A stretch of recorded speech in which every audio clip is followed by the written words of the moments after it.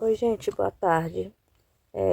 Eu vou deixar um pequeno vídeo aí para vocês sobre o caso da Vitória Mini Blogs, que ela tá precisando de muita ajuda. Eu não sei se esse vídeo vai ser excluído do meu canal, não sei se vai ter diretrizes, mas eu vou tentar fazer o máximo possível para que chegue nas autoridades. Quem puder ajudar ela, né? Eu vou deixar aí pra vocês. Espero que vocês possam compartilhar esse vídeo. O máximo de pessoas que vocês puderem para poder estar ajudando ela. E é isso, eu vou deixar aí. Espero que vocês possam compartilhar para poder estar ajudando a menina. E aí, galerinha? Aqui é a Vitória Mini Blogs e o vídeo de hoje não é nem um pouco feliz, tá? Infelizmente. Acontecido uma coisa na minha vida muito injusta e que eu preciso falar com vocês porque eu tô sendo silenciada. Primeiramente, eu tô sozinha nesse quarto aqui, tá? Tô sozinha. O que tá acontecendo? O meu pai veio pra justiça e começou a dizer que minha mãe está me maltratando, que ela tá me fazendo cárcere privado, fazendo um monte de coisa, que é crime, né, óbvio. E estão do lado dele, os órgãos públicos. Ministério Público, Conselho Tutelar, inclusive. Eu tô quase indo para um abrigo por conta de denúncias falsas do meu pai. O meu pai cometeu violência doméstica contra minha mãe. E isso foi 1% das coisas que ele já fez. E comigo também, ele cometeu diversos abusos. Quando eu tinha 11 anos de idade, meu pai me colocou sem roupa na frente dele. E eu já tinha corpo, já tinha seios. E ele me colocou pelada na frente dele, com 11 anos de idade, tá? E ele me obrigou a ficar sem roupa na frente dele. E eu tentava tampar, né? Porque eu tava me sentindo extremamente desconfortável e mal. Eu tava chorando, pedindo pra ele, eu tava implorando pra ele deixar eu me vestir e deixar eu me tampar. E ele começou a gritar, dizendo que ele não era pra mim tampar e que era pra mim soltar a mão. Uma criança de 11 anos de idade. E isso foi pouco, perto de tudo que ele já fez.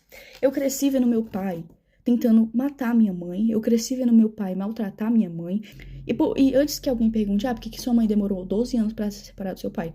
Porque ele ameaçava matar os meus avós, que são os pais da minha mãe. Muita coisa aconteceu enquanto a minha mãe trabalhava. Ele ficava trazendo um monte de pessoas pra dentro de casa. Eu ficava sozinha com ele e ele trazia uns amigos dele pra dentro de casa com uma criança, menina dentro de casa. E ele já chegou a quebrar computadores no soco. Ele já chegou a quebrar muitas coisas. Ele quebrava prato, quebrava um monte de coisa. Vidro, pote, ele quebrava tudo tacando na parede, querendo causar medo em mim, na minha mãe. Ele ficava, quando eu usava regatinha assim, e vinha o detalhezinho, ele ficava fixado naquela blusa, ficava olhando como se eu fosse um objeto. É nojento a níveis assim, exorbitantes, tá? E o que mais me revolta é que os órgãos públicos não acreditam na minha palavra e na da minha mãe. O meu pai já chegou a correr atrás da minha mãe com faca, ameaçando matar ela. Ele já chegou a chegar na minha frente, isso tudo na minha frente. Ele colocava eu e minha mãe no carro e começava a correr em velocidade muito rápida para causar medo. E ele já chegou a quase bater várias vezes o carro, tá? Então, assim, ele tá denunciando a minha mãe, dizendo que ela tá me maltratando, que ela é uma péssima pessoa, uma péssima mãe. Sendo que tudo que ele tá denunciando a minha mãe é coisas que ele fez. Porque ele cometeu os crimes. Ele que me abusou. Ele que me colocava contra a minha mãe, tá? Ele falava que a minha mãe não gostava de mim. Ele falava pra mim que a minha mãe, ela não se importava comigo. Sendo que a minha mãe morreria por mim, tá bom? A minha mãe faria de tudo, e ela faz de tudo por mim. Porque desde que eles se separaram, muita coisa aconteceu. Eu entrei em crises que eu tive que ser internada em hospitais psiquiátricos, tá? Eu tive que ser internada em clínicas porque eu tava tentando contra a minha própria vida. Eu tenho ideações suicidas por causa que o meu pai falava assim pra minha mãe: eu vou te enlouquecer até você se matar. Como eu disse, eu tive muitas crises. De todos os traumas que ele me deixou, não tinha como eu não agir diferente. Me desculpa, mas eu não conseguiria não ter crises. Eu tenho crise de pânico, eu não consigo sair de casa, eu não consigo ir pra escola, porque a gente tem medida protetiva contra ele, e ele infringiu elas. Ele veio aqui em casa, ele tá de tornozeleira eletrônica, mas ele passa na frente da minha casa. E a justiça não age. Ninguém tá acreditando no meu lado. Eu fui ouvida uma vez. E nessa vez, ainda banalizaram o que eu passei.